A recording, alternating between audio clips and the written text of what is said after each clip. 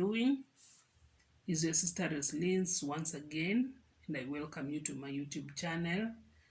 This is a platform whereby we discuss everything and anything concerning life, spiritually, emotionally, mentally. And I don't take it for granted, guys, when you watch my content, when you subscribe, when you share. I just want to say thank you, thank you, thank you, thank you. For someone to sit down and waste his bundles or her bundles or airtime and time, that is Wi-Fi, you take your time to watch someone's content. It's a privilege, by the way, it's a privilege. And today, guys, I want to take this opportunity to say thank you for my few subscribers and for those who come again and again to watch it. I want to say thank you. And even for the new subscribers, thank you, my people. And today I want to talk about something very funny about visiting relatives. I don't know if you ever visited your relative, even when you were young. Me, when we were young, or when we were with our mom, we were brought up in a in that situation whereby we were not allowed to visit aunties, uncles. People use our cousins would come in our homes, our aunties, but us as kids going to visit your aunties, and uncle, that was a no-go zone. It was home, school, home. Nothing like kutembelea sijui uncle, sijui nani. By the way, we came to know a little bit of our cousins when we are all this old. But when you were young, there was not that kind of movement. Ati kutembelea sijui nani. They would come. The few of them whom we know would come. Even the ones we don't know would come to visit us. Maybe visit our mom. Yes, visit our mom. Us, we never had such kind. But again, our family was that big family. I can say our mom was a philanthropist in a way, because she would bring many people in our home. Cousins, leave alone cousins, at least cousins, even the ones we don't even, from Uganda, from where. She was that kind of a person. When someone approaches her, she has a problem, she will accommodate you. We will stay with you. And it was a kind of a rule. If anyone comes in the home, she or he is part of that family.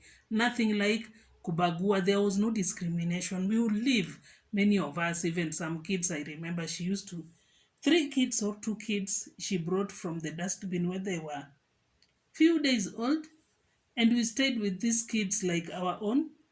Some she picked from the street of Nairobi, and she would bring them home, and we lived like brothers and sisters. So here is where the story comes in. So when I was in Form 3, I think in Form 3, so one day with this, is it kind of peer pressure, man, ujinga, I don't know. So one day I happened to go with a cousin of mine to their place. We used to live a little bit closer to each other, not that close, but a little bit closer to each other. But I had never visited their home. So this day she came and told me, let's go ujue kwetu. Me na kierere yangu shwi, we were out to their home, and we found this auntie of mine, now her mother. We found her, and when we entered the gate, they used to live like, I think it was a one room and one, not 2 rooms zenye zimeshikana, no, it was 1 room then another room, I think something like that. So there was this specific room which was like their mother's bedroom, and at the same time the living room, the sitting room. And there was a kitchen in another room, which was like this lady's bedroom and the kitchen at the same time. I think many of us who were brought up in African culture set up kind of, they will understand what I'm saying. Not two rooms, not two bedrooms, no. They're just two separate rooms, one room and another room. So they were opposite one another like this. So here is kind of a corridor pathway, and this one room was for the mother and the dad, and the sitting room at the same time, and another room was for the kitchen, and I think this girl's bedroom. So the moment we entered, me in my life, I've never visited a relative. That was my first time. And I remember I'm in Form 3 roughly 17 years. That was and my mom never, and she died without knowing why. She died never knowing I went there, because even this is the first time I'm disclosing this kind of thing. So we went there, and this lady was in front, this cousin of mine was in front of us because we were going in her house. So she was in front of, I had another lady also who was a friend. So we were three of us. So this lady was in front of me, and I think if she watches this video, she will know. So when we went, she was in front, and then she took us to their living room, which is like the mother's bedroom, at the same time the sitting room. And when she entered, the mother just talked to her, and then we followed. When we followed, me and the other girl, the mother was like, so and so, take your friends. She didn't say friends, she uses like, take those people in Swahili, like chukua watu wapeleke huko kwa room yako, but the tone she used, it was not a friendly tone. At the same time, she knew me. The other girl, she never knew the other girl, yes, but me, she knew me because she used to come in our home. She's my auntie. She used to come in our home, so she knew me, but the other girl, she never knew her. And when I entered, because I entered the second after the girl, and she talked to her girl, then she was, when I entered, and she was like, so and so, take those people, how can I put it, chukua watu wapeleke huko kwa bedroom yako. It was like kind of a harsh tone. It was a harsh tone. She didn't even greet us. Mm-mm. So and so, take those friends of, take those people to your room. I don't want you people to be in my room because you will mess it up, or some kind of a thing. My dear, me, by the way, I'm always very sensitive since I was a kid. I can just look at you and read. I don't know how the kids of today, they don't read any, they don't science, they don't read any sign. In our times, our mom will just look at you and she has communicated, and the point is home, and you have to do whatever she has said just at looking at you. But kids of today, they don't care. So I was always very sensitive due to that tone. It showed me, we are not welcomed here. And when the girl told us, let's go to the other room. In that case, I just told the other girl, let's go home now to my place. And we left. And we went to my home. So we left this cousin of mine. I just went with the other girl. We were three, I've told you. We just went with this other girl. And that was the last time I saw that auntie of mine.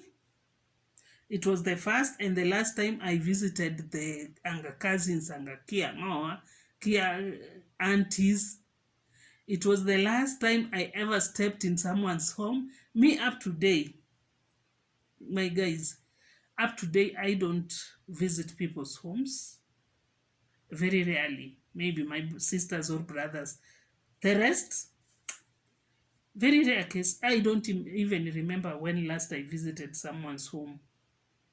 I'm not that kind of a person who like visiting people, because I think it was my first time and the scenario was like, it was not worth it.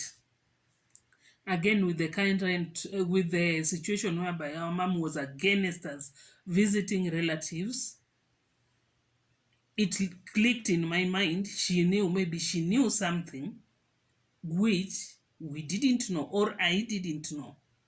And maybe that is the reason why she was always like, no going to people's homes, no visiting the neighbor, no going in your neighbor's house, no eating in people's homes. No, it was like, but my mom was never home. She was never home. She would wake up very early in the morning, 5 o'clock. She's out to work. She will come back at around 9 p.m. She eats and sleeps. So during the day, she doesn't know what happened, whether you went to school, whether you didn't go, whether she was like, it is not her duty to follow you up like a dog or like no. It is your duty, you as an individual, to take care of yourself. Hmm? Hers is just to pay school fees and let everything do what? You as an individual take care of the rest. She doesn't know whether you go to school. No, that is not part of her. And I think we were brought up like that, and it gave us this kind of self entitlement and self discipline, because no one is going to follow you up. And due to that, also, when she gives instruction in the after at night, when she comes home, she will be like, I should not get you in somebody's house. You should not do. She won't sit down and tell you this is what you should do. This is no. She will just be shouting random shouts.